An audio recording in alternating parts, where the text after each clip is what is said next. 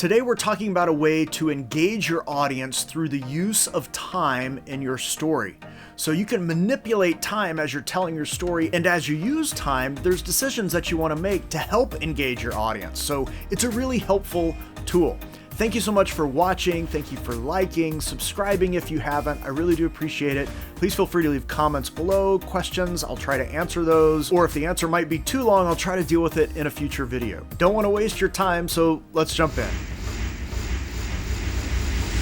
So you've got a story, right? A sequence of events with a beginning, a middle, and end. Or maybe a better way is your story is about someone who wants something badly, is having trouble getting it, and they get it or they don't, right? So you have this story and you've figured it all out, and these events happen, and this happens, this happens, this happens, all that stuff. And if you were to play that out in real life, it would take however long it takes. So some stories take place over a day, some over a couple of hours, some over years, some over decades. It depends on the story you're wanting to tell. And how you manipulate time in the telling of the story is a way to help engage your audience. It helps keep them involved. It helps keep them from being bored. So I want to talk to you about 3 ways that you can use time to help engage your audience. And thinking about these might actually help you figure out a better way to tell your story in a way that's going to engage your audience. The first of these ways is real time. This is just how long it takes to do something.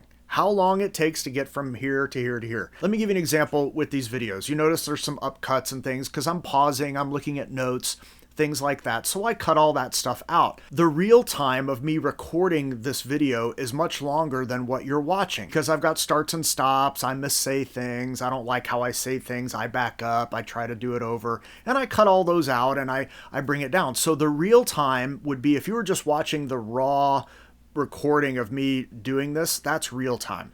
But that's kind of boring, especially if there's long pauses or gaps or things that we're like, really?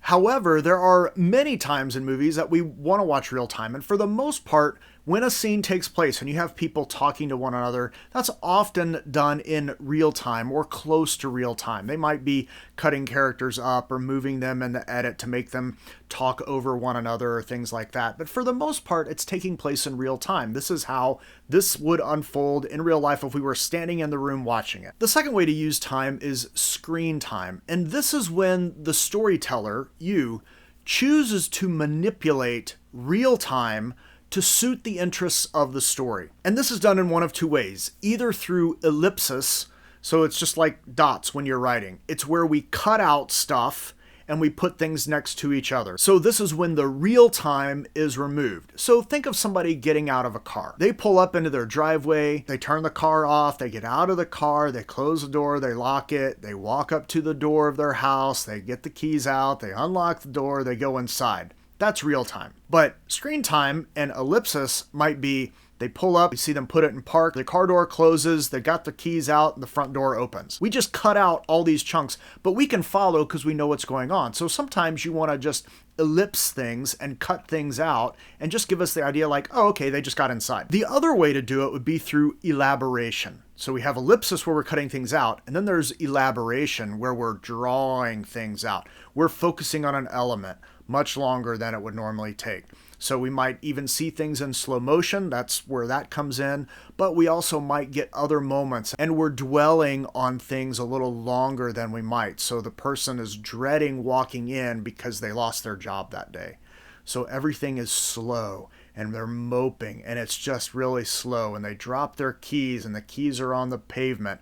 And they takes them a while and they pick them up. Like that is elaboration. We're trying to milk the emotion of that scene. So we have real time, which is just the events as normal. There's screen time where we can ellipse things, so we're skipping stuff, or we can elaborate. We can pull them out, draw them out a little longer. And the last way to use time in a story and to use time to manipulate the audience, yes, I said manipulate because that's what you're doing. You're manipulating their emotions. So one of the ways to heighten the emotions of the audience is to include a time frame. This usually gets shorthanded with a ticking clock, right? You've heard the phrase maybe a ticking clock. Just put a ticking clock on it. That means like, ooh, they've got to get this thing done by 5 p.m. or this has got to happen before this thing, or there's a literal bomb and the clock is ticking down and they need to solve this problem or stop the bomb before it gets to zero and blows up. That's a ticking clock. So anytime you include a time frame in the story, that automatically heightens the emotions of the audience. They become a little bit more engaged because now all of a sudden we're worried